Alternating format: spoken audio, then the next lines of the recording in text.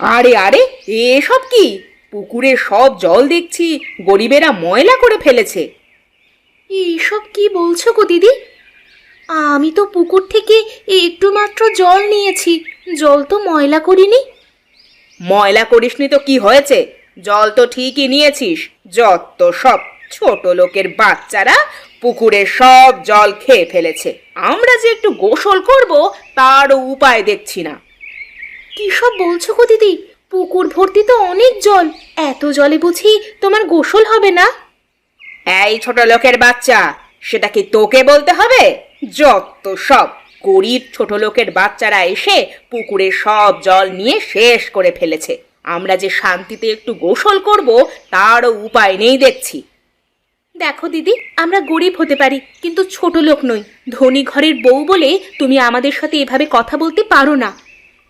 এই ছোট লোকের বাচ্চা, তোর সাথে আবার কিভাবে কথা বলবো শুনি? বেশি বাড়াবাড়ি করলে এই পুকুরের জল নেওয়া একেবারে বন্ধ করে দেব। জানিস তো এই পুকুরের মালিক আমাদের কত আপনজন। হ্যাঁ, যদি পারো তাই করো, দেখি তুমি কতটুকু পারো। যত সব ধনীদের ঢং, এত ঢং দেখে বাঁচি না। এই এই, কি বললি তুই? দাঁড়া দাঁড়া বলছি।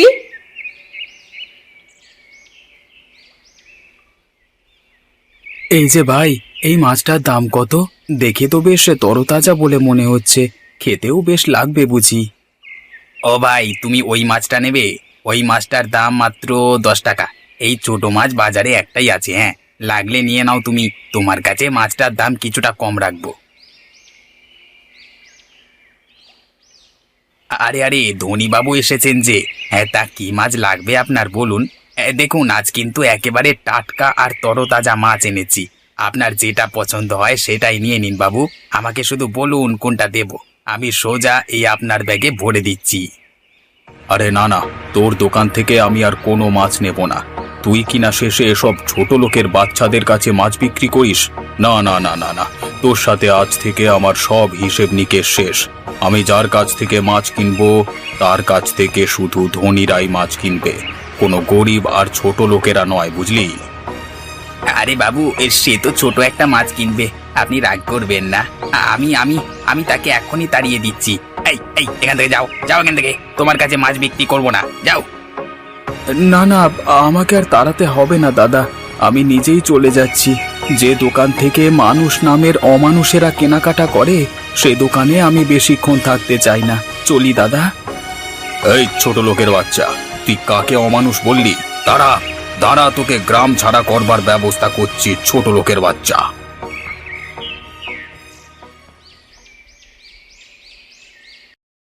শাকসবজি, পেঁয়াজ, মরিচ সবই তো পেয়েছি, কিন্তু মাছ কোথায়?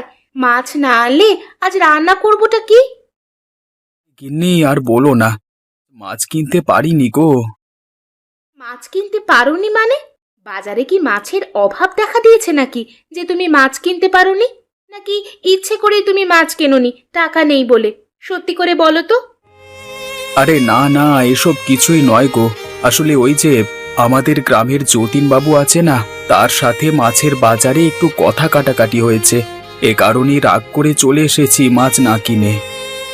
কি সব বলছো গো? তোমার সাথেও বুঝি ওরা এরকমটা করেছে? কেন গিন্নি, যতীন সাহেব কি আবার তোমার সাথে এরকম কিছু করেছে নাকি? আরে না না, যতীন বাবু করেনি গো, কিন্তু তার ওই হতচ্ছাড়া বউটা করেছে। আজ পুকুরে জল আনতে গিয়েছিলাম, সেখানে তার সাথে আমারও অনেকক্ষণ ঝগড়া হয়েছে। বুঝি না বাবা, ধনীদের যে আসলে কি সমস্যা সেটাই আমি বুঝি না। শুধু শুধু আমাদের গরিবদের গায়ে পড়ে ঝগড়া করতে আসে। থাক, তুমি আর মন খারাপ করো না। জানোই তো, ধনীদের আসলে একটাই সমস্যা, সেটা হলো গরিবদের দু চোখে দেখতে পারে না ওরা। আচ্ছা ঠিক আছে, এসব কথা তাহলে বাদ দাও গিন্নি। আজ তো মাছ আনিনি, তাই তুমি আমাকে একটু শাক রান্না করে দাও। জলদি করে দুটো ভাত খেয়ে ভ্যানে করে কাজে যাই। আচ্ছা ঠিক আছে, তুমি তাহলে হাত মুখ ধুয়ে বিছানায় গিয়ে বসো, আমি তোমার জন্য শাক রান্না করে এখনই নিয়ে আসছি।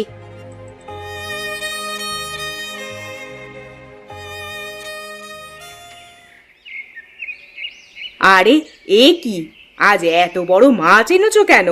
আজ তোমাকে তো আমি মাংস আনতে বলেছিলাম, তোমাকে আনতে বলেছি এক, আর তুমি নিয়ে এসেছো আর এক। গিন্নি, তুমি তো সন্তান সম্ভবা। ডাক্তার মশাই বলেছে তোমাকে বেশি বেশি করে মাছ খেতে হবে। মাংস না খেয়ে মাছ খেলে আমার বাচ্চা আর তোমরা দুজনই ভালো থাকতে পারবে। তো আমি মাংস না এনে মাছ এনেছি। কি? আমাকে তুমি মাংস খাওয়াবে না ওই ডাক্তারের কথায়? না না, এটা তো হতে পারে না।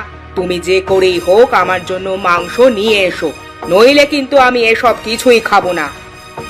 আরে এসব কি বলো? তুমি কোনো কিছু না খেলে তো বাচ্চা আর তোমার দুজনেরই সমস্যা হবে। আচ্ছা তুমি রাগ করো না, আমি কালকেই তোমার জন্য মাংস নিয়ে আসবো। দয়া করে তুমি আজকের মতো মাছটা খেয়ে নাও। কথাটা যেন মনে থাকে, কাল যেভাবেই হোক আমার জন্য মাংস নিয়ে আসবে, নয়তো আমি কি করব সেটা তো ভালোই জানো। আচ্ছা বাবা, আচ্ছা ঠিক আছে, কথা দিচ্ছি কালকে আমি তোমার জন্য মাংস নিয়ে আসবো।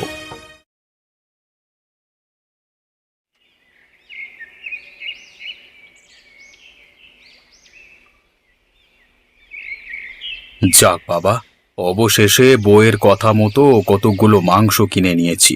এবার বৃষ্টি নামার আগেই মাংসগুলো নিয়ে জলদি করে বাড়িতে যাই, নয়তো বৃষ্টিতে ভিজেই বাড়ি যেতে হবে।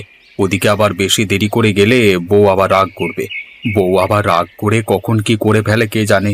আবার বউটা হলো গর্ভবতী, তার সব কথাই আবার শুনতে হয়, নয়তো কখন কি করে বসে কে জানে। না না, এখানে আর একদমই সময় নষ্ট করা যাবে না। যাই যাই, জলদি করে মাংস নিয়ে বাড়িতে যাই।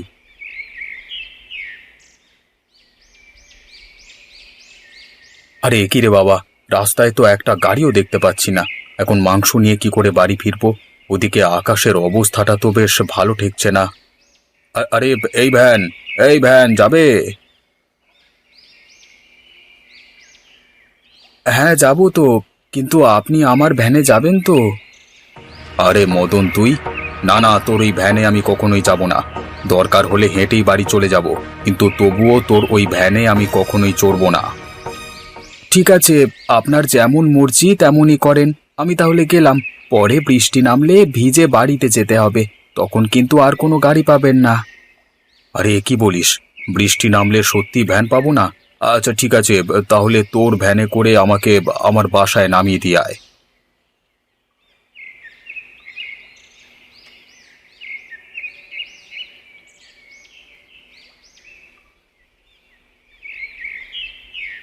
যতীনবাবু, আপনার বাড়ির সামনে চলে এসেছি, এবার জলদি করে নেমে পড়ুন।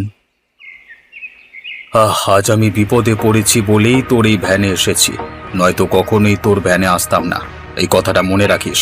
ভেবে নিস না তুই আমাকে এখানে নিয়ে এসেছিস বলে তোকে আমি দু চোখে দেখতে পারি। যত সব। কুকুরের লেজ যেমন সোজা হয় না, ঠিক তেমনি ধনীদের স্বভাব কখনো বদলায় না। নয়তো এই যতীনবাবুকে আমি কত বড় একটা উপকার করলাম, সে আমাকে ধন্যবাদটুকু না দিয়ে উল্টে শাঁসিয়ে চলে গেল।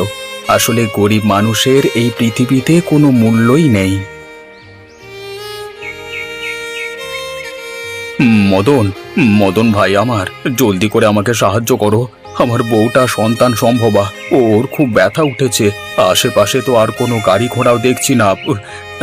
তুই জলদি করে আমার বউকে তোর ভ্যানে করে হাসপাতালে নিয়ে চল। দয়া করে না করিস না ভাই। কিসব বলছেন যতীনবাবু? আপনার বউয়ের অবস্থা খুবই খারাপ আর আমি তাকে সাহায্য করব না? ঠিক আছে, তাকে জলদি করে নিয়ে আসুন, আমি এখনই তাকে হাসপাতালে নিয়ে যাচ্ছি।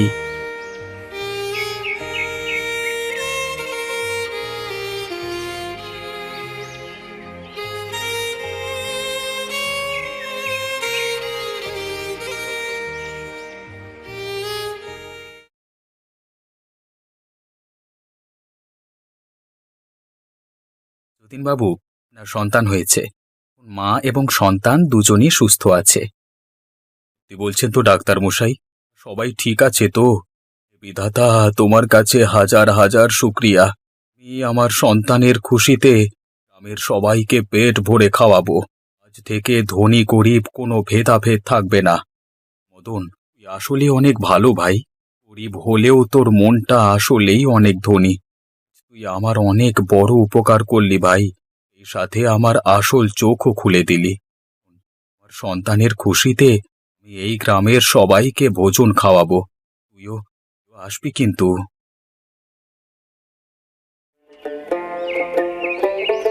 আরে কি যতীন বাবু, আপনার সন্তানদের ভোজনে দেখছি আমাদের সাথে সাথে গরিবদেরও নেমন্তন্ন করেছেন।